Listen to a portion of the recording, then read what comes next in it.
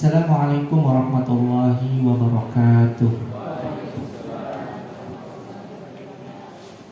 Alhamdulillahi rabbil alamin. Alhamdulillahilladzi allafa baina qulubina fa asbahna bi ni'mati ikhwana. Asyhadu an la ilaha illallah wahdahu la syarika lah wa asyhadu anna Muhammadan abduhu wa rasuluhu la nabiyya ba'dah. Allahumma salli wa sallim wa barik ala sayyidina Muhammad wa ala alihi wa ashabihi wa man tabi'ahum bi ihsanin ila yaumil qiyamah. Allahumma subhanaka la ilma lana illa ma 'allamtana innaka antal alimul hakim. Rabbana zidna ilman warzuqna fahman. Allahumma la sahla illa ma ja'altahu sahla wa anta taj'al hasna idza syi'ta sahla. Bapak Ibu sekalian yang dirahmati oleh Allah, alhamdulillah sore hari ini kita bisa bertatap muka. Meskipun kemudian ya kalau sekolah orang tua itu di mana-mana kok komposisinya mirip-mirip gitu. Bapak sama ibu biasanya banyaknya ibu begitu. Saya pribadi sebetulnya berharap materi ini itu lebih banyak yang mendengarkan itu bapak-bapak. Karena sebetulnya saya menulis buku Menjaga Mata Anak Kita itu khusus untuk bapak-bapak sebetulnya. Tapi karena ya ibu-ibu pun tidak apa-apa. Cuman karena memang ini saya bilang bahaya laten yang sebetulnya yang harusnya speak up, yang harusnya ngomong, yang seharusnya cawe-cawe itu cowok, para bapak, bukan ibu-ibu seperti itu. Nanti mohon ya bapak ibu sekalian, yang terutama ibu-ibu nanti tolong materi pada sore hari ini dibagi kepada suaminya. Mudah-mudahan nanti bisa menjadi tambahan ilmu dan kemudian tambahan kewaspadaan. Ya, tadi saya melihat ada salah satu temannya anak saya di sini, namanya Mas Haris. Mas Haris, ya, Mas Haris itu satu komunitas homeschooling ya, Pak. Kebetulan anak saya dua-duanya itu bersekolah dengan model homeschooling di bawah Yayasan Ar-Rayhan. Jadi Ar-Rayhan itu sedang bikin laboratorium percobaan untuk model pendidikan sing raumum gitu. Lahirlah kemudian itu homeschooling. Anak saya kemudian jadi istilahnya pilot projectnya. Nah, Bapak Ibu sekalian yang dirahmati oleh Allah, sore hari ini sebetulnya saya berharap tidak ada anak-anak di ruangan ini karena memang materinya agak dewasa ya. Cuman kalau misalkan nanti ada anak-anak, ya saya akan skip beberapa materi yang saya rasa mungkin kurang pas ditampilkan untuk anak-anak begitu. Dan saya akan kemudian sedikit menggeneralisir beberapa hal supaya kemudian anak-anak tidak terdampak lah kira-kira seperti itu. Nah, tentang menjaga mata anak kita, saya sering bilang ini ke banyak orang bahwa saat ini ya, ketika bayi itu dilahirkan di dunia, bayi-bayi yang saat ini dilahirkan di dunia, itu menurut saya hampir semua dari mereka itu menghirup dua hal. Jadi ketika pertama kali menghirup napas di dunia, itu yang terhirup itu dua hal. Satu oksigen, dua sinyal wifi rumah sakit. Ya, karena apa? Karena memang internet sudah sangat-sangat merata. Saya yakin bapak sama ibu itu sudah punya memori zaman dulu, zaman belum internet. Ya, zaman HP itu masih ada yang namanya HP CDMA. Ingat nggak? GSM sama CDMA. Ya, dulu ada yang tarifnya satu huruf Rp1. Terus kemudian ngadain mungkin beberapa sebagian dari ibu-ibu yang dulu masa mudanya pernah punya sahabat pena. Woi, sahabat pena. Sahabat pena ini sudah tidak ada lagi sekarang. Kalau dulu kan sahabat pena nulis surat, dikirim, masukin ke bis surat. Bahkan anak sekarang pun nggak ngerti bis surat itu apa. Ya, saya bahkan nggak yakin surat itu pengalaman mengirim surat ke kantor pos begitu. Itu nggak ada di anak zaman sekarang begitu. Nah, perubahan zaman itu bisa terjadi dengan begitu cepat. dan kecepatannya itu nggak kira-kira Bapak Ibu, ya nggak ketulungan cepatnya begitu. Kita jadi gini, kecepatan perubahan yang terjadi pada tahun 1900 sampai tahun 2000 dibanding dengan tahun 2000 ke 2024 itu kecepatannya jauh lebih cepat yang dari tahun 2000 ke 2024. Bayangkan perubahan 100 tahun. Ya, perubahan 100 tahun disalib sama yang jumlahnya lebih sedikit. Nggak sampai seperempatnya. 24 itu kan 100 dengan 24 kan dia seperempatnya. Tapi dalam 24 tahun ini umat manusia itu mengalami perubahan yang sangat cepat. Kalau bahasa istilah akademiknya itu eksponensial. Jadi dari gini terus naiknya nggak begini tapi naiknya gini. Itu namanya perubahan yang sifatnya eksponensial. Sangat-sangat sangat-sangat drastis begitu. Bahkan kemudian kita bisa mengalami melihat bahwa apa yang kemudian terjadi tahun kemarin, hal-hal yang kemudian kita anggap baru di tahun kemarin, itu di sini jadi kayak kuno. Wis ora kanggo, wis ora ngetren. Tren itu bisa berubah dengan sangat cepat. Seperti itu. Dan hal-hal yang kemudian tadinya hanya ada di dalam bayangan, berkat kemudian internet itu menjadi kemudian sangat nyata.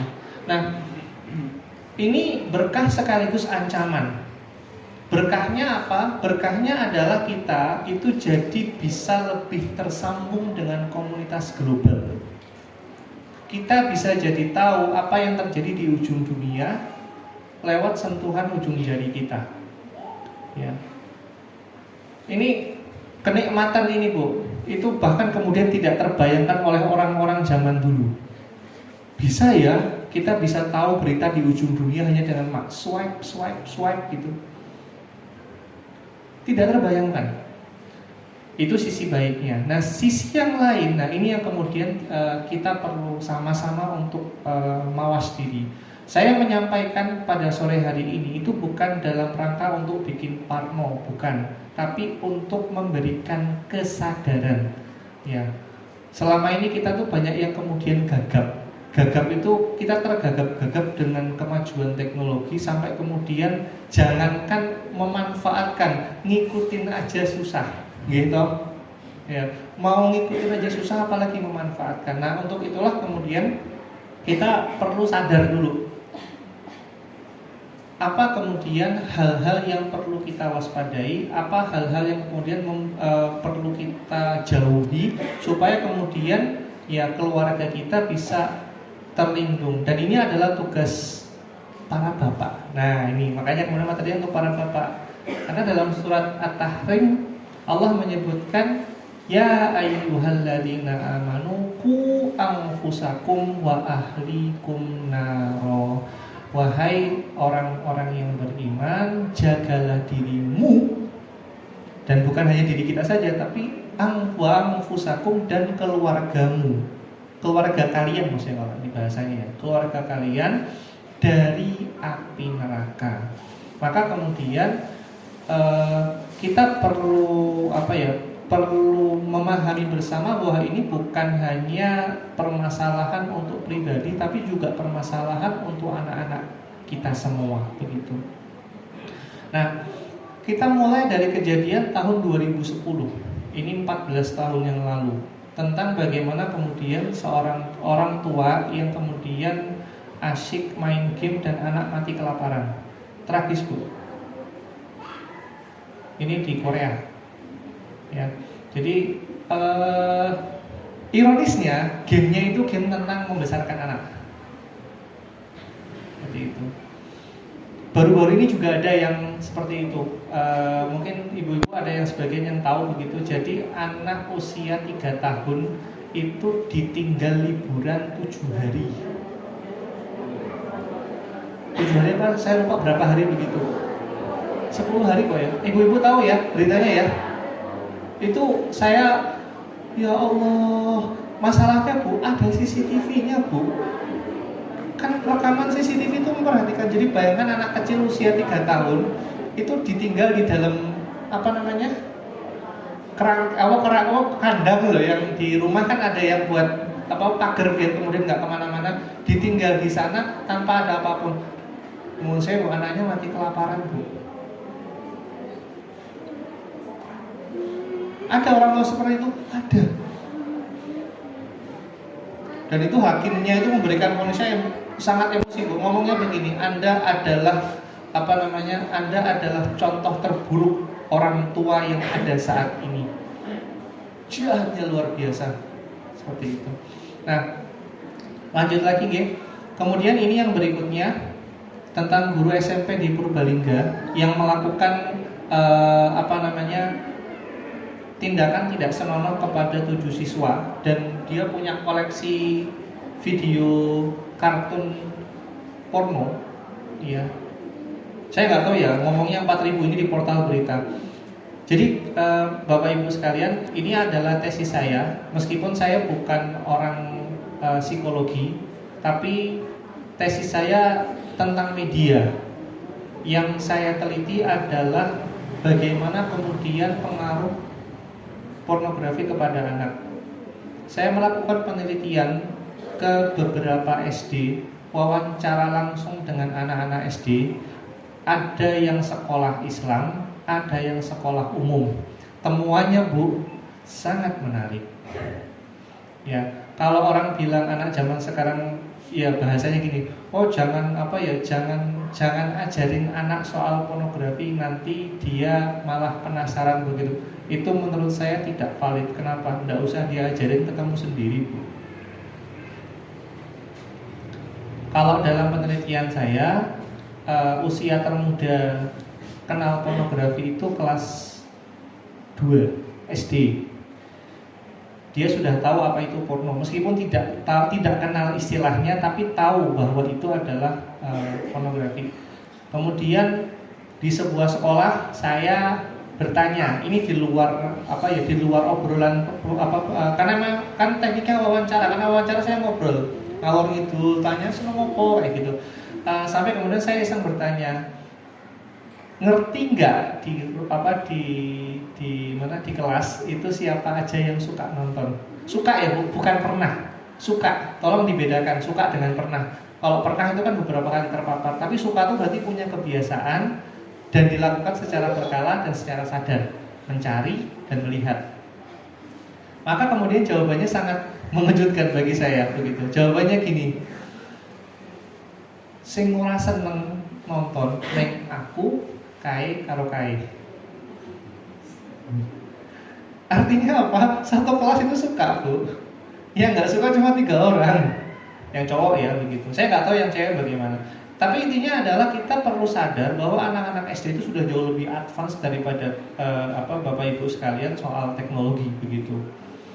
Jadi kita perlu sadar dulu aja begitu, karena bahwa ini sudah anak-anak SD pun sudah sangat akrab dengan hal ini begitu, meskipun tidak merata ya. Tapi ketika kemudian sudah ada, kita perlu sadar seperti itu. Ini tahun 2016. Ini dulu sempat rame. Dulu namanya lilin untuk Yuyun. Jadi ini di daerah Palembang. Yuyunnya ini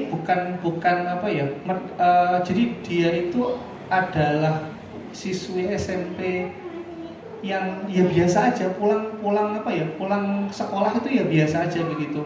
Nah cuman qadarullah, Yuyun ini lewat di satu kebun, di mana kebun itu ada 14 anak muda yang dia itu mabuk sambil nonton. Karena kemudian mabuk dan dalam keadaan syahwatnya memuncak, ada orang lewat, akhirnya kemudian terjadilah tragedi ini. Dan kalau membaca kronologisnya, sedih sekali, Bu. Ini yang melakukan itu, pelakunya itu tetangga-tetangganya sendiri. Bahkan ada setelah kemudian melakukan itu dan sadar bahwa sudah mati begitu, mayatnya dibuang ke jurang, kemudian ditutupin pakai daun-daun, terus mereka ikut pura-pura nyari. Ini anak muda loh, anak-anak usia SMP, SMA loh, seperti itu. Sangat menakutkan. Dan ini di bawah pengaruh pornografi. Dan ingat 2016 internet belum sebandar sekarang. Begitu.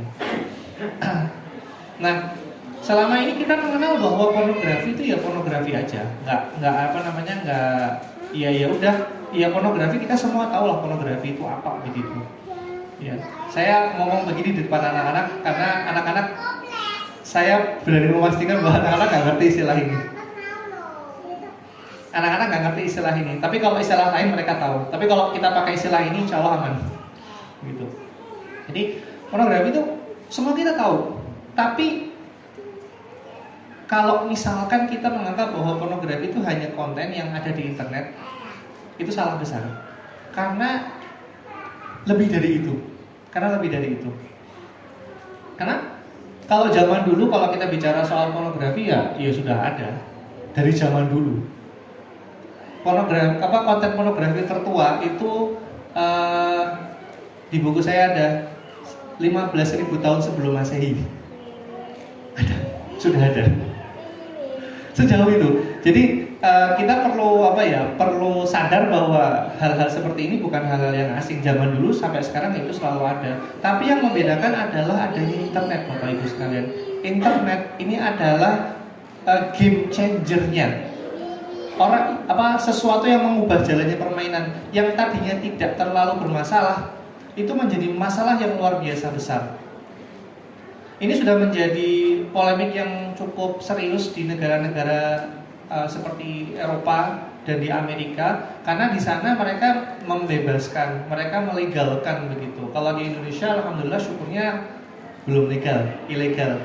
Saya kemarin sekitar 2 minggu yang lalu itu dapat berita ada penggerebekan studio rumah produksi konten pornografi lokal, dan yang diproduksi adalah, mohon maaf, child porn. Ini ngeri loh Bu, ngeri sekali. Maksudnya gini, kita bayangkan ada rumah produksi, bintang filmnya siapa? Kalau child porn, kita tahu apa yang ditawarkan kepada mereka. Mereka mereka tuh dijejelin informasi seperti apa sehingga mereka mau melakukannya. Rumah produksi Bu, UMKM di Indonesia itu sudah ada di Indonesia itu.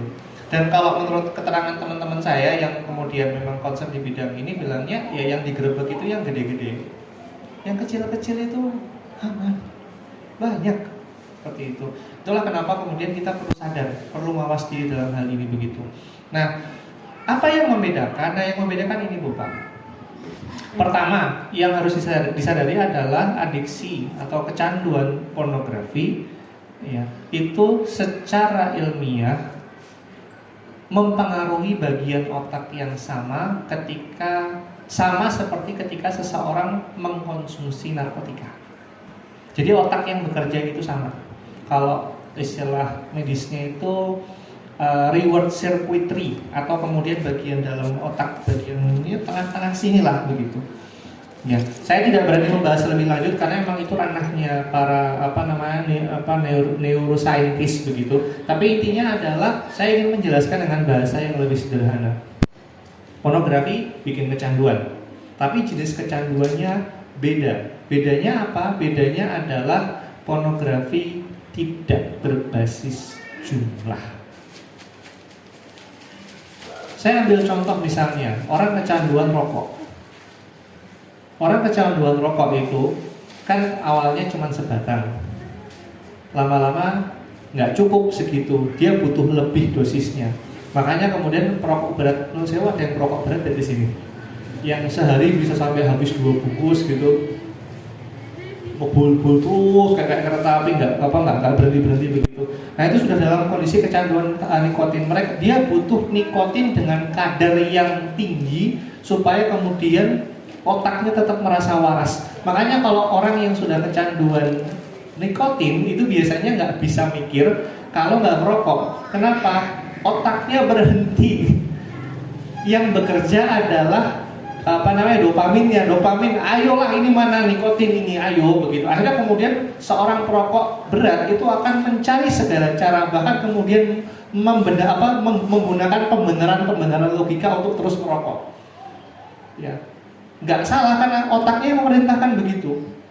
Ya, makanya kemudian muncul istilah mudut mati, mudut yo mati. Kemudian kita tidak pernah apakah merokok menyebabkan kematian? Ya enggak juga. Kita kan belum pernah melihat orang mati ngerokok gitu. Jadi ngerokok mati gitu enggak pernah. Ya bercandaan seperti itu, dan kemudian pembenaran yang dilakukan oleh orang yang kecanduan rokok itu suka tidak suka datang dari otak. Seperti itu. Otak melakukan pembenaran untuk melakukannya seperti itu. Nah, narkoba juga sama. Narkoba juga dulunya awalnya cuma dosisnya sekian, lama-lama naik sampai kemudian pada titik di mana seseorang itu tubuhnya itu tidak sanggup untuk menerima dosis obat-obatan tersebut, tapi otaknya pengen segitu. Maka kemudian kita kenal itu sebagai overdosis. Ya, hati kayak gitu ya. Nah, itu kondisinya seperti itu. Basisnya jumlah. Nah, pornografi tidak, Bu. Pornografi itu basisnya adalah konten. Pornografi itu basisnya kebaruan. Jadi gini, bayangkan seseorang, untungnya sudah ada penelitiannya, jadi kita tidak perlu mencobanya sendiri begitu. Alhamdulillah sudah ada yang mengorbankan diri untuk meneliti ini. Jadi penelitiannya begini, bayangkan saja ada satu tayangan film konten porno begitu, kita lihat sekali. Ya. Secara alamiah syahwat naik. Tonton 2 kali, 3 kali masih. Tonton 10 kali, tonton 15 kali, tonton 20 kali, tonton 100 kali. Apakah masih? Jawabannya tidak. Jelek, bosan. Tapi begitu diganti yang baru, naik lagi. Diganti yang baru, naik lagi dan terus menerus. Nah, kebaruan ini itu masalahnya, kebaruan ini itu gimana ya Bu ya? Gimana ya Pak ya? Lama-lama nggak normal. Lama-lama nggak normal. Yang awalnya kemudian hubungan biasa, lama-lama kemudian aneh-aneh. Semakin lama semakin aneh begitu. Bahkan kemudian nggak normal.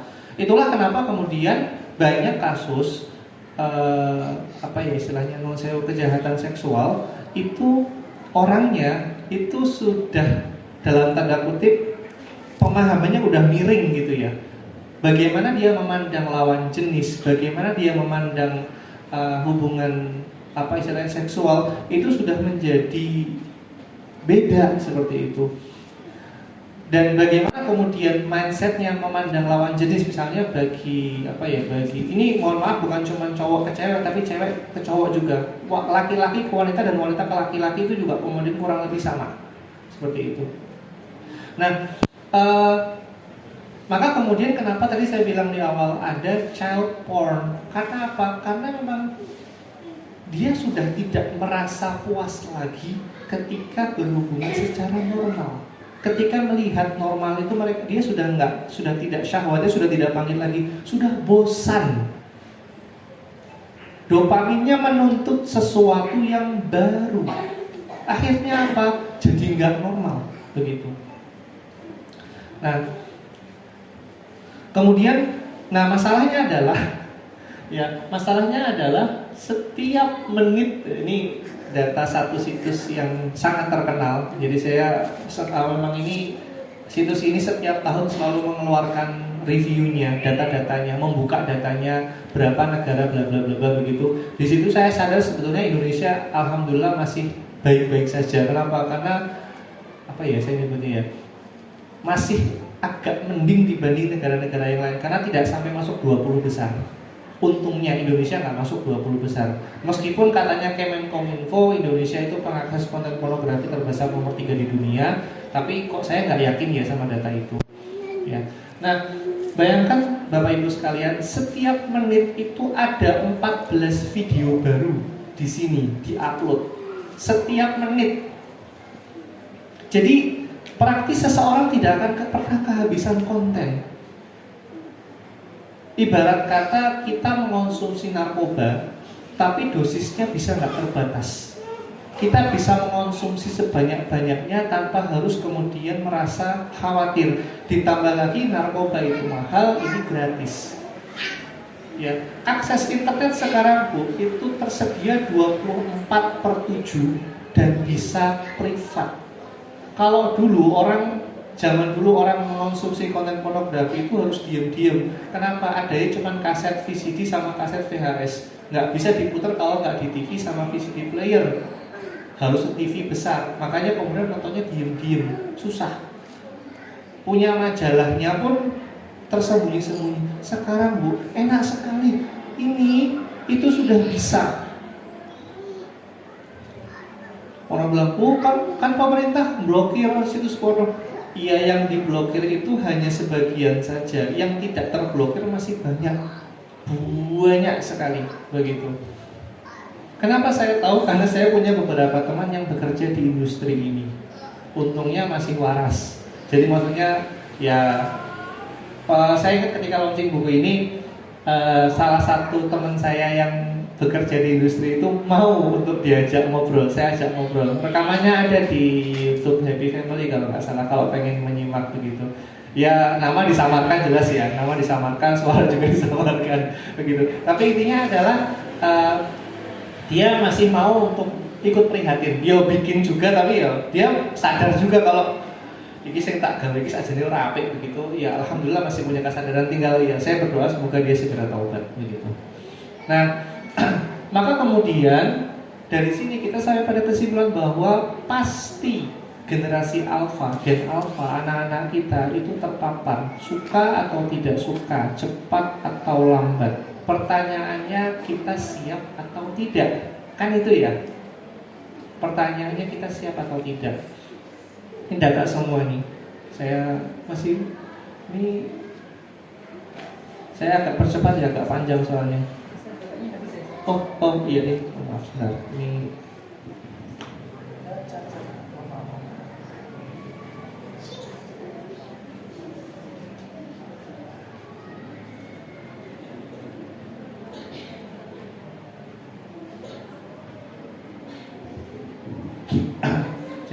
nah, jadi yang saya takutkan itu adalah bukan konten porno, tapi konten semi.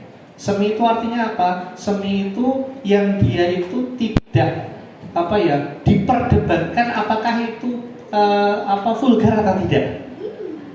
Saya sudah berkali-kali menguji ini kepada publik dan saya tidak mendapatkan kata sepakat. Ya, apa itu vulgar? Apa itu tidak senonoh? Itu ternyata penilaiannya sangat-sangat subjektif. Bisa dilihat dari sini. Ya, ini keenam gambar ini itu adalah keenam gambar yang sangat populer di dunia nyata. Sebelah kiri atas itu siapa Pak Bu? Elsa, betul sekali. Dari film apa Bu? Frozen. Bagian atas tengah ini siapa Bu?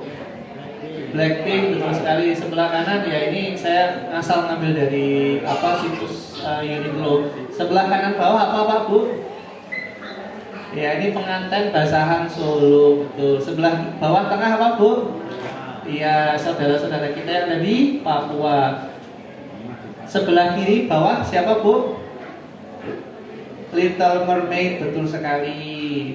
Keenam ini beredar dengan bebas di internet, mau dilihat siapapun bisa. Kenapa? Karena kalau menurut saya sih ya, keenam gambar ini sudah vulgar sebetulnya. Cuman kalau misalkan kita bertanya kepada orang lain, pendapatnya akan sangat berbeda-beda.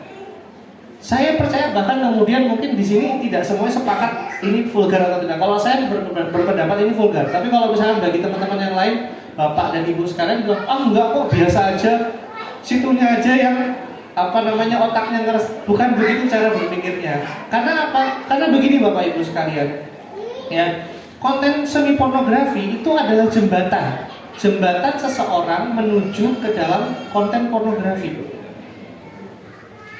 Ya, jadi anak-anak itu banyak yang kena hooknya itu justru bukan dari konten porno. Kena hooknya itu justru dari konten yang semi pornografi. Main game, gambar istilahnya gamenya nggak masalah, tapi karakter wanitanya terbuka bajunya. Terbukanya ya sebetulnya terbuka tipis-tipis ya Bu ya, kelihatan belahannya, pahanya agak naik sedikit, tapi kemudian itu menjadi hook bagi mereka. Game mobile begitu. Di media sosial juga sama Bu, silakan dicoba Bu, dicoba, mesti keluar. Jadi kalau kita bilang pemerintah memblokir, saya tuh kok ya ragu ya, ini yang diblokir di bagian mananya, karena memang tidak bisa diblokir seperti ini sudah lost seperti itu. Diblokir saja seperti ini, apalagi di negara-negara yang tidak memblokirnya seperti itu. Nah, ini kasus pandemi kemarin, 22% anak menonton tayangan bermuatan pornografi saat pandemi begitu. Ini perlu jadi apa ya? Perlu jadi wawasan kita semua, jadi kesadaran kita semua. Nah, saya menyerukan kepada Bapak Ibu sekalian, jangan sampai kita jadi orang tua pemadam kebakaran. Apa itu pemadam kebakaran? Ya Bu, pemadam kebakaran itu kira-kira datang itu pas apinya udah besar atau masih kecil? Udah besar, kayak gitu baru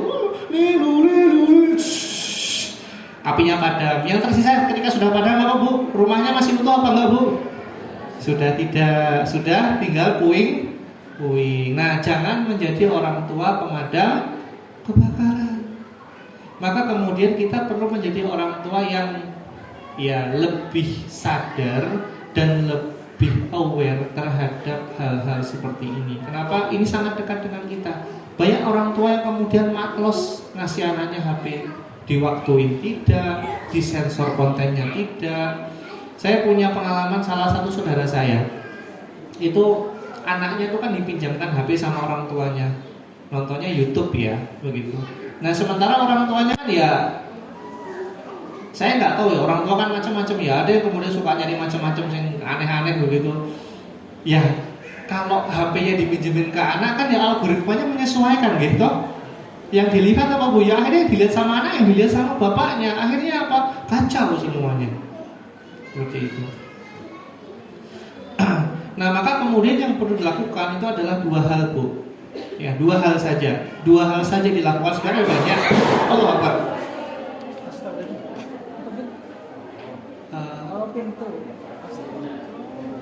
Astagfirullah.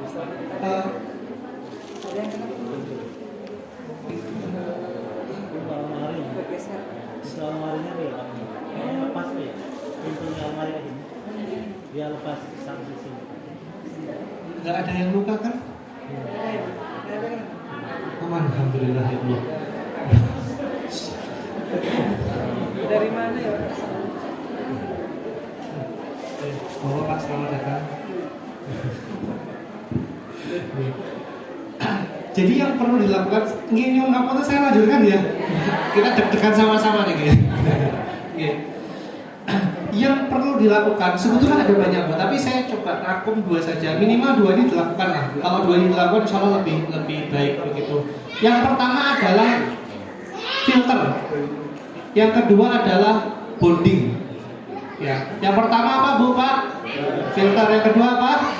Bonding. Nah, filter bapak-bapak insya Allah hafal ya. Filter. Ya, jadi kita pertama harus menyaring konten yang diasup oleh anak. Yang kedua adalah kita harus membangun bonding dengan anak. Seperti itu. Nah, ini contoh-contoh konten yang terblokir. Saya sudah sebut TikTok, Telegram, Instagram, Twitter, sekarang X ya namanya. Kemudian platform-platform yang kayak Reddit, YouTube dan sebagainya kan semuanya kan bebas diakses ya. Sebenarnya ini menyimpan potensi bahayanya masing-masing. Makanya kemudian kita perlu memfilter itu untuk anak-anak kita. Nah, filter ini bukan menghalangi ya. Tadi sebetulnya dengan Pak, eranya sekarang adalah eranya anak-anak kita. Kita tidak bisa menghalangi, betul dari Pak ya? Tidak bisa menghalangi kemajuan zaman. Ketika internet sudah jadi jadi nature ya, sudah jadi alamnya mereka, maka kita harus menerima itu sebagai bagian dari perubahan zaman. Saya ingat anak saya itu bertanya kepada saya tuh selalu mengulang sangat takjub ya dengan pertanyaan anak saya. Jadi anak saya tanya begini, kan pas lagi kita ngobrol tentang bagaimana kemudian akhirat, bagaimana surga, bagaimana neraka begitu. Ketika bagian surga itu anak saya bertanya dengan polosnya, ayah di surga wifi-nya kenceng apa enggak? Itu kan pertanyaan khas Gen Alpha sekali ya. Wifi-nya kenceng apa enggak? Saya bingung juga jawabnya gitu. Kenceng enggak ya? Ada wifi enggak ya? Seperti itu. Nah, maka kemudian tugas kita adalah menyaring, bukan memblokir ya, menyaring begitu. Nah, saran saya Bu Pak, jangan biarkan anak nonton YouTube tanpa didampingi. Ya, jangan, sekali lagi saya tekankan, jangan biarkan anak nonton YouTube tanpa didampingi. Kalau kemudian anak itu nonton YouTube, maka pastikan kita tahu, kita dampingi. Minimal kita tahu dia nonton apa. Minimal ya, teman-teman, kita tahu anak kita tuh senang nonton siapa, apa istilahnya, YouTuber yang dia ikutin begitu. YouTuber kan banyak ya Bu ya. Seperti itu. Jadi sediakan opsi YouTube Kids untuk anak-anak. Karena YouTube tidak aman Bu. Jadi asal muasal kenapa ada YouTube Kids itu ini Bu. Jadi ada cerita Rahman apa ya. Jadi ada cerita di 2019 itu orang kan nyari AdSense di YouTube ya, banyak yang nyari AdSense, nyari dolar di YouTube. Nah, itu banyak yang kemudian menggunakan anak-anak sebagai clickbait atau kemudian pancingan supaya anak-anak nonton. Nah, puncaknya itu adalah ini. Dia pakai pakai dua tokoh yang sangat terkenal, satu Elsa, satu Spider-Man. Itu terkenal sekali ya anak-anak begitu. Dan itu digambarkan melakukan hubungan badan. Yang hubungan badannya sendiri sebenarnya tidak terlalu nyata, tapi itu benar-benar memicu kemarahan orang tua di Amerika. Ya alhamdulillah di Amerika orang tuanya masih banyak yang waras juga. Begitu. Alhamdulillahnya begitu. Nah, akhirnya kemudian YouTube memperketat kurasinya, video-video untuk anak itu tidak lagi bisa dimonetasi. Makanya kemudian YouTuber anak itu pada puput satu persatu. Karena kemudian video udah nggak bisa dimonetasi lagi. Paling mereka ngandalkan kayak endorse kayak gitu-gitu. Nah terus konten anak pindah kemana? Pindah ke sini, pindah ke YouTube Kids ini, begitu. Banyak Bu yang nggak aman, tak satu persatu ini ya begitulah. Kemudian yang berikutnya adalah game.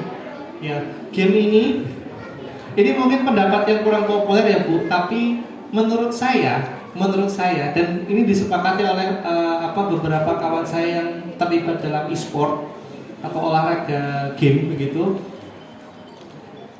konsol game itu lebih baik daripada game HP. Jadi kalau misalkan bapak sama ibu mau belikan anaknya PS atau membelikan anak sama bapak sama ibu Nintendo, itu menurut saya lebih baik daripada membiarkan anak main game di HP. Karena HP itu kita nggak bisa nebak larinya kemana. Ngeklik iklan lari kemana, ngeklik ini lari kemana, ada apa, buka apa, kita nggak bisa nebak. Tapi kalau misalkan di game di konsol begitu, kita bisa tahu dia main game apa, main dari jam berapa sampai jam berapa, kan enak ya. Ayo waktunya main game, selesai. Kalau main game di HP bisa ditebak nggak? Susah kok. Kalau nggak kontrolnya ketat susah. Makanya kemudian saya menyarankan kalau misalkan mau memfasilitasi anak untuk nge-game, silakan belikan konsol. Ya, kalaupun tidak pakai konsol, bapak sama ibu main bareng sama anaknya. Apa istilahnya saya ini zamannya mabar. Bapak sama ibu silahkan mencoba untuk mendalami apa yang disukai oleh anaknya, meskipun bingung. Lucunya kan, jadi humornya anak sekarang tuh membingungkan Bu. Anak saya bisa tertawa terpingkal-pingkal karena sebuah humor yang menurut saya nggak lucu sama sekali gitu. Lucunya nanti, wah kayak gitu. Tapi ya udah, memang sisinya di situ. Jadi kita perlu mencoba untuk memahami begitu. Dengan berempati, maka anak akan terbuka kepada kita. Ketika anak terbuka kepada kita, peluang anak kita untuk tercederai oleh pornografi itu insya Allah akan berkurang dengan drastis. Kenapa? Karena anak berbagi. Ayah aku kemarin lihat ini, ayah kemarin aku lihat itu. Itu menjadi sangat menyenangkan, kan begitu ya. Maka kemudian saya menyarankan satu, jangan bermedsos sebelum umurnya. Ya, usia 3 tahun ke bawah itu saran saya tidak dikasih HP sama sekali. Yang kedua, kalaupun harus lakukan pengawasan, UNICEF itu punya aturan pembatasannya. Mereka punya standar batasan anak-anak usia 3 tahun ke bawah itu maksimal itu kalau nggak 15-30 menit sehari. Sudah termasuk TV dan video call 3 tahun ke bawah. Kapan-kapan saya jelaskan terkait dengan konten pendek dan konten cepat yang membuat anak itu bahayanya gimana, kapan-kapan saya jelaskan karena nggak cukup kalau waktunya di sini. Kemudian tidak boleh bergawe di ruang privat. Ini penting Kak Bu. Jadi jangan pernah biarkan, terutama anak yang belum baligh, ya, itu ketika anaknya main HP sendirian di kamar, tolong jangan. Lakukan semua aktivitas gawai itu di ruang publik, ruang keluarga misalnya, dapur misalnya begitu, supaya kemudian tidak ada intensi untuk membuka yang tidak-tidak. Kalau kemudian ada gawe pribadi, tidak boleh punya gawe pribadi sebelum waktunya. Habis Ramadan Lebaran besok Bu, saya tebak banyak anak yang beli HP. Gitu. HP murah sekarang, uang Lebaran udah bisa buat beli HP. Zaman kita mana bisa beli HP? Bisa ya. Tidak boleh di password. Ya, tetap mengawasi dan menghormati privasi. Nah, ini yang penting Bu. Ini poin terakhir yang sangat penting. Saya tolong jangan jadi orang tua helikopter. Apa itu orang tua helikopter? Ada yang tahu Bu orang tua helikopter itu apa? Ya. Ingat gak Bu kalau di TV dulu ada kejar-kejaran penjahat pakai mobil? Ingat gak? Ada tayangan kejar-kejaran penjahat, kayak gitu. Itu tayangannya kita lihat dari mana? Dari helikopter kan, diawasi terus, diikutin. Nah, jangan sampai kita menjadi orang tua helikopter yang ngawasin anaknya. Hei kamu buka apa? Hei kamu buka apa? Coba cek semuanya. Tiap hari digituin kayak gitu. Ya, ada kalanya kita perlu menghormati privasi anak. Ada kalanya kita perlu memahami bahwa anak kita juga butuh waktu yang pribadi seperti itu. Nah, ini aplikasi yang saya sarankan ini. Kalau kalian bapak ibu sekalian punya anak yang pegang HP sendiri, pakai ini. Namanya Google Family Link, gratis. Kita bisa memantau banyak hal dari HP anak kita seperti itu. Dan yang berikutnya adalah bonding. Ini yang paling penting. Kalau misalnya, naudzubillah ya, kalau misalnya dalam pornografi ada anak bapak sama ibu yang kemudian terkena qadarullah ya, apa istilahnya wa masyafa'ala, terkena adiksi atau kecanduan pornografi, ketahuannya belakangan begitu, ketahuilah bahwa anaknya itu bukan pelaku. Sekali lagi, anak bukan pelaku, anak adalah korban. Kalau korban itu dimarahin atau dirangkul Bu? Dimarahin apa dirangkul Bu? Dirangkul. Kan saya bisa membayangkan reaksi ibu-ibu kalau lihat tuh, astagfirullahaladzim, kowe adalah apa? Reaksi yang seperti itu ya. Nah, ya intinya adalah anak itu korban. Jadi ibu-ibu sekalian, kalau misalkan kegep anaknya melihat sesuatu yang tidak atau menyembunyikan sesuatu atau ada gelagat yang kurang pas begitu, pertama jangan dicecar. Dua, serahkan kepada suami. Para bapak insya Allah lebih arif dan bijaksana dalam menangani ini. Serius. Jadi para bapak bersiap ya, terutama yang punya anak laki-laki terutama. Jadi ini penting Bu, karena memang kita jangan sampai mindsetnya keliru. Kalau mindsetnya keliru susah Bu. Jadi kita memperlakukan anak kita seperti pendosa, seperti seorang kriminal, melakukan sebuah kejahatan, nontonin dan sebagainya begitu. Padahal dia korban Bu. Kan sebenarnya anak juga nggak ada keinginan buat lihat itu. Dia kena hooknya, kena ketangkep sama konten itu. Dan Bu, yang namanya pornografi ini Bu, Pak Bu sekalian, itu bagian dari nature-nya manusia begitu. Nature-nya manusia. Orang bisa hidup tanpa game. Orang bisa hidup tanpa rokok. Tapi soal seksual saya pikir semua orang tidak bisa hidup tanpa itu. Itu adalah pembangkit terutama untuk para laki-laki, itu adalah goals yang kemudian sangat besar dan membangkitkan dopamin paling besar dibanding dengan efek-efek yang lain di dalam otak. Penelitiannya begitu Bu. Dopamin itu kan hormon bahagia. hormon pencari kebahagiaan. Ya, ketika melihat pemandangan indah, ada hormon dopamin keluar begitu. Ketika dapat motor baru, dopamin keluar, Bu. Tapi tidak ada yang bisa mengalahkan dopamin yang keluar ketika kemudian berhubungan. Itulah kenapa kemudian Allah Subhanahu wa taala menjanjikan yang berhubungan dengan itu juga di surga.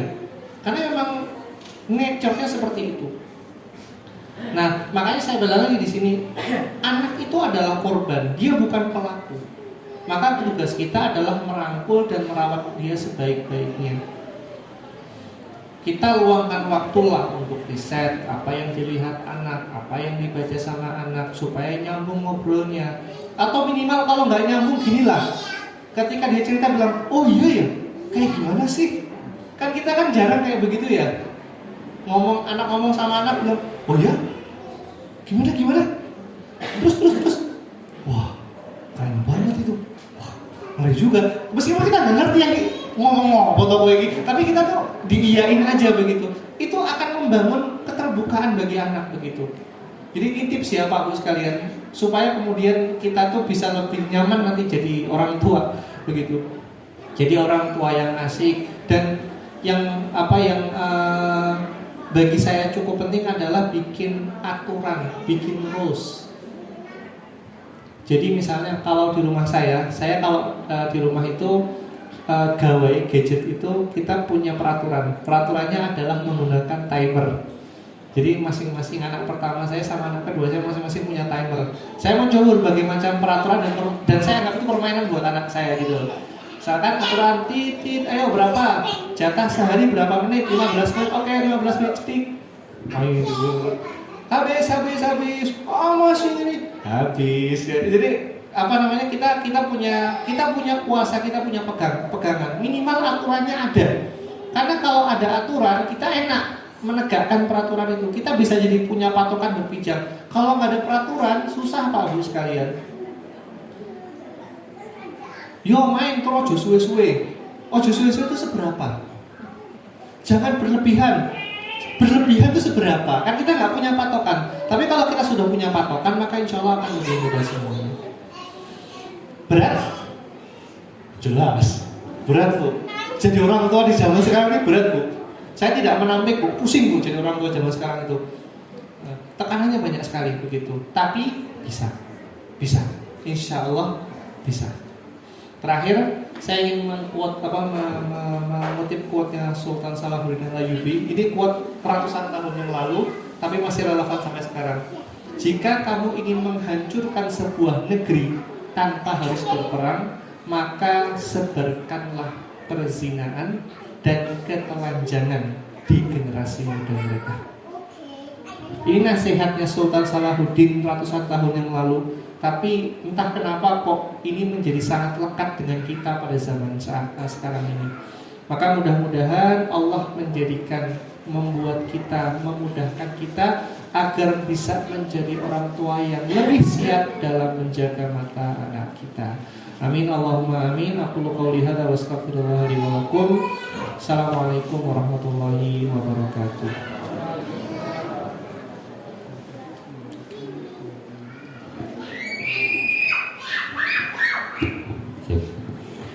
Kami aturkan selamat datang pada Bapak Profesor Dr. Suyati yang telah membersamai SOT Orang Tua SD Insan Mulia.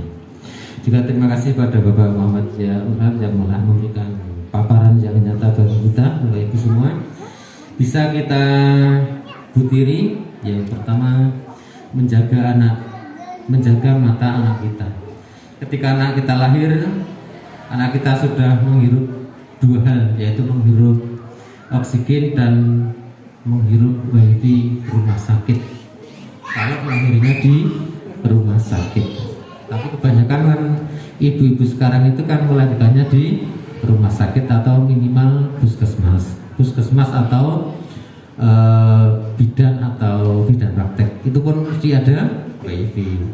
Alhamdulillah telinganya sudah dibendung oleh azan dan iqamah. Jadi itu bisa untuk membendung hal-hal yang berasal dari pendengaran. Yang kedua, adiksi pornografi itu beda dengan narkoba. Kalau narkoba kan menuntut jumlah semakin banyak, dan akhirnya menjadi overdosis. Tapi pornografi itu menuntut konten yang berbeda-beda, sehingga orang yang melihat itu tidak jenuh karena ada konten-konten baru yang setiap menit itu ada 14 konten pornografi baru.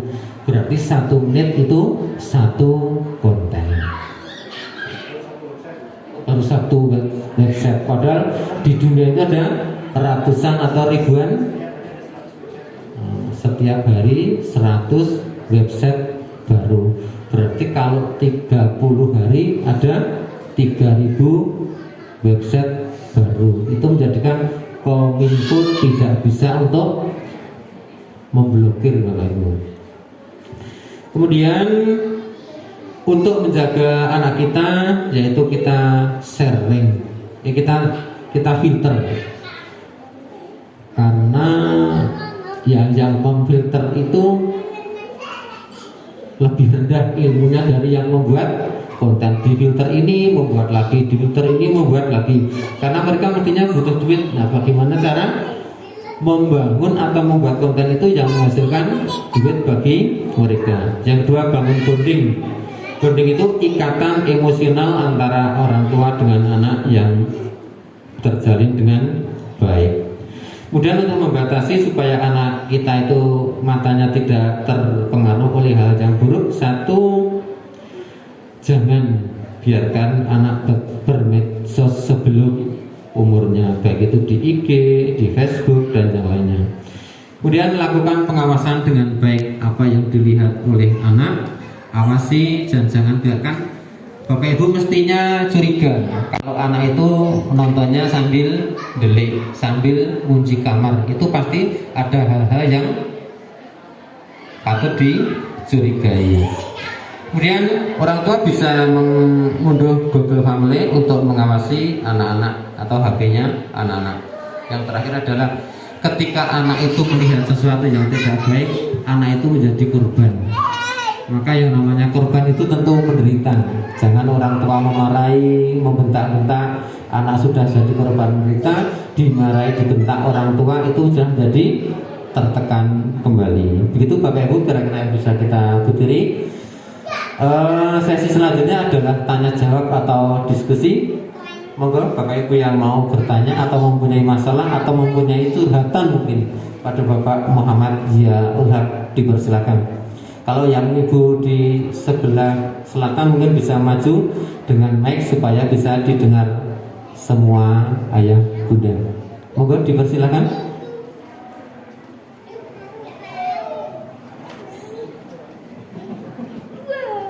Monggo Bapak Ibu.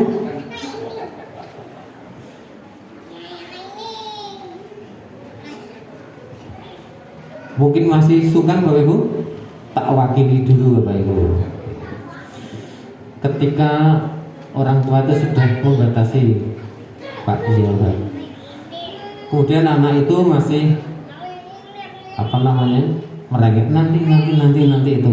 Padahal kita sudah membatasi 1 hari 1 malam maksimal 30 menit itu maksimal. Tapi sudah diberi maksimal, kan anak-anak itu diberi hati ngerogoh rempel.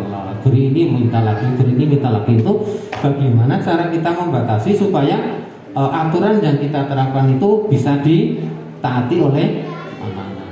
Padahal orang tuanya sudah membatasi ketika di rumah ya sudah tidak pegang HP. Tapi yang namanya sekarang dunia itu kan merepotkan Bapak Ibu. Yang kita tidak pegang HP, ibu-ibu mungkin tidak punya uang karena online-nya tidak laku, ya terpaksa malam hari yang pegang HP, pagi hari bangun tidur pun yang dipegang HP, ada informasi apa dari kantor, dari teman dan sebagainya. Begitu Pak, mohon untuk bisa dijelaskan. Bapak Ibu silahkan memberikan pertanyaan, mumpung ini ada ketemu Bapak yang menjadi narasumber hebat. Bapak. Ya, baik. Bagaimana menegakkan peraturan yang sederhana? Jangan dikasih celah itu aja, seperti itu. Jadi saya itu ingat ada, jadi abi saya itu pernah didatangi, ada orang yang bertamu ke rumah itu ya basa-basi, intinya kemudian mau minjem uang seperti itu. Pas iseng ditanya, ini mau buat apa? Mau buat belikan, saya lupa motornya apa ya, Satria FU atau Ninja, saya lupa antara dua itu. Anaknya masih masuk usia SMP. Bapak ini kerjaannya buruh tani. Terus ditanya kenapa kok ngoyo beliin ini buat anaknya? Karena anaknya ndak mau sekolah kalau ndak dibeliin motor. Dan motornya spesifik begitu. Nah, kemudian Nabi cerita sama saya, kemudian kami bersama diskusi dan kita menyimpulkan bahwa satu hal yang kemudian sangat penting dalam hal ini adalah anak itu secara umum itu pintar. Anak itu pintar, anak itu cerdas. Dia akan selalu mencari celah. Ya sebagaimana kita lah manusia ada dikasih peraturan pasti nyari celahnya gitu. Ya kalau anak kita melakukannya sebenarnya kan sama aja gitu. Nah makanya kemudian yang perlu dilakukan sebenarnya sederhana, menegakkan peraturan begitu. Nah kalau kasusnya yang tadi si anak yang nggak mau sekolah ketika kemudian nggak dibeliin motor, itu adalah dampak ketika anak tantrum juk dituruti. Ketika misalnya anak pengen A, nggak dibolehin, dia tantrum, wow, ngereok lah pokoknya gitu. Nah, kemudian yaudah, daripada ribut mending dituruti. Maka anak akan belajar satu hal, oh caranya itu begini toh biar dituruti. Akhirnya dia menggunakan, aku punya kartunya apa? Nangis, kartunya apa? Ngereok, kartunya apa? Nggak mau sekolah. Nanti sampai dewasa kayak gitu Bu. Pernah nggak ngeliat kelakuan orang-orang yang sudah dewasa tapi kelakuannya kayak begitu? Banyak ya. Yang dia nera dituruti koyo yang ngereok tapi dengan cara yang berbeda, dengan cara yang lebih dewasa begitu. Nah, sebetulnya kalau dalam hal menegakkan peraturan, yang pertama kalau saya pribadi, ya saya mencoba untuk tegas kepada anak. Kalau ditanya apakah selalu berhasil, ya jawabannya saya selalu memberikan dispensasi kepada anak. Jadi misalkan saya sengaja pendekkan waktunya, tapi sebagiannya ada bonus. Saya pecah-pecah dari banyak sesi supaya kemudian anak merasa dapat banyak. Triknya sebenarnya banyak. Jadi misalnya tadi maksimal 30 menit, ya udah 30 menit diwaktuin 15, maka anak merasa mendapat 2. Kalau waktunya udah habis gimana, ya udah tambahin 3 menit, misalnya begitu. Maka 33 menit. Belandang sedikit iya, tapi tetap terukur. Atau kemudian mau ditegakkan secara tegas, ya nggak apa-apa. Enggak, ya berhenti, seperti itu. Dengan memberikan pemahaman, anak ngereok nggak apa-apa. Anak tantrum ya nggak apa-apa. Kan tantrum itu kan dia kan sedang mengungkapkan perasaannya. Banyak dari kita itu yang menganggap bahwa menangis itu sebagai sebuah emosi yang negatif. Tidak Bapak Ibu sekalian. Menangis itu adalah satu-satunya emosi yang cara dia meluapkan emosi. Anak itu kan belum bisa mengatur emosinya. Maka kemudian hal yang bisa dilakukan adalah ya udah keluarin ini semuanya. Dan tugas kita sebagai orang tua adalah menerima itu. Ditompo sih, ya wes, ya oke. Udah selesai, udah sampai reda, sudah. Nah itu baru kemudian diajak ngomong, gimana? Sedih ya? Oh sedih. Pengen banget ya? Pengen banget. Kayak gitu. Tapi kan sudah habis waktunya. Tapi pengen banget. Besok lagi ya, pengen gitu. Ya gimana ya? Coba kita cari aktivitas yang lain yuk. Gak mau. Ya, ya coba terus kayak gitu, nggak apa-apa Bu, lama-lama paham sendiri. Mungkin sekarang jadi gini Bu, ya pusing saat itu, iya kesel satu, ini bocah kok ini banget kok nggak terus begitu. Tapi itu ketika berhasil, maka untuk seterusnya anak tidak lebih mudah untuk diajak ngobrol. Ya, ketika bapak sama ibu merasa semakin sulit ngajak anak ngobrol, itu mungkin boleh jadi ada masa-masa di mana bapak sama ibu lost goal. Ya wis lah, bangane, bahasa gitu. Wes lah bangane ya itu udah anak akan mendapatkan celah di situ. Begitu.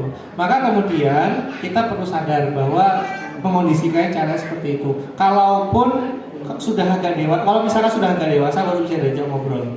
Saya biasa ngobrol diskusi sama anak saya. Yang anak saya yang tertua usia 10 tahun, sekarang sudah kelas 4 SD mau kelas 5. Saya sama anak saya biasa mabar bersama. Kebetulan game kami ternyata sama-sama seneng game yang sama begitu. Ya jadi kita mabar begitu. Dan kita biasa apa namanya? Saya kan ada jatah pribadi buat nge-game buat saya ya kayak gitu. Dia tuh sering ngerayu gini, ayah udah main game belum hari ini? Nah gimana Bang? Aku mau mabar. Jatahmu udah habis ya. Ya apa? Saya kasih bilang ini, saya selalu bilang sama saya, oke. Tapi kamu selalu ingat bahwa ayah yang sepenuhnya berhak ngajak kamu atau tidak. Kalau kamu diajak, alhamdulillah. Kalau enggak, ya udah, gitu ya. Jadi kemudian dia tahu bahwa yang saya kasih itu tidak sewaktu-waktu. Kadang bisa, kadang juga tidak. Maka kemudian dari situ, ketika ada obrolan, ketika ada pembicaraan, ketika ada kesepakatan, maka insya Allah semuanya jadi lebih mudah. Saya pikir itu untuk jawabannya. Terima kasih Pak Muhammad Ziyad. Mungkin ada Bapak Ibu yang mau bertanya? Napa diakhiri Bapak Ibu? Cukup? Oke, terima kasih. Mungkin Pak Suyati mau mendikan? Karena tadi belum diwakili, tadi diwakili Pak Kepala Sekolah. Ya. Waktu kita berikan pada Bapak Profesor Dr. Suyati.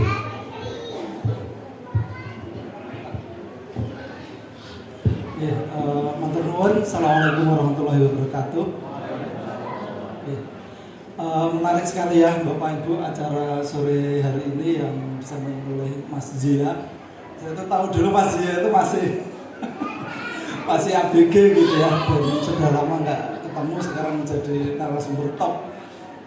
Mas Zia ini desainnya penjenengan loh, ini grupnya juga. Saya nggak tahu pesan di Facebook apa itu, apa ya? Iya, di jasa pesan.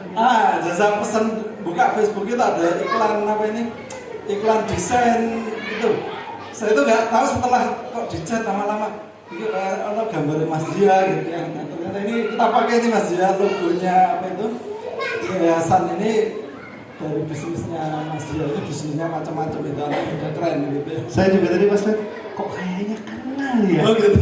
Ini orderan nomor, saya masih kan di order nomor 390. Oh nah itu. Setelah yang udah 4.000 berapa ya? 5.100. Dari 5.100 itu keren banget gitu ya. Oke. Nah Bapak Ibu, apa yang disampaikan beliau saya kira ini nanti menjadi PR kita bersama ya. Yang saya juga punya anak yang ya kita harus ramah, harus main gadget juga dengan mereka. Nah cuma bagaimana bagaimana kita memfilter, mengendalikan anak-anak kita agar tetap ya friendly gadget, tetapi mereka juga terhindar dari bahaya-bahaya seperti itu. Mudah-mudahan ini kelas parenting yang kalau dulu ibunya ya Bu Nunung yang rawuh di sini, nah hari ini putranya gitu. Ini putranya Bu Nunung gitu ya. Kalau yang sering ngisi di kita ini kan ibunya Mas Zia gitu ya, Bu Nunung. Dan Mas Zia ini siap-siap, tadi saya udah ditanya nih nomornya Mas Zia itu berapa. Siap-siap diundang ini karena banyak wali kita yang ngasto jadi guru begitu ya. Ngasto ya intinya terkait dengan pendidikan anak gitu. Dan saya mau wakili yayasan, terima kasih sekali nih Mas Zia. Nanti kita undang Mas, kita punya SMP Mas Zia, anak-anak ababil gitu ya, ABG labil gitu. Ini cocok ini di sini Mas Zia gitu ya. Itu Pak Sep dan teman-teman Pak, saya kira seperti itu dan terima kasih sekali. Tadi mohon maaf terlambat karena biasa kantor dulu. Moga teman-teman.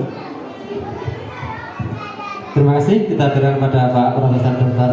Suyati yang telah memberikan sambutan kepada kita semua. Informasi Bapak Ibu, infak SOT tanggal 28 Februari 2024 ada Rp635.000.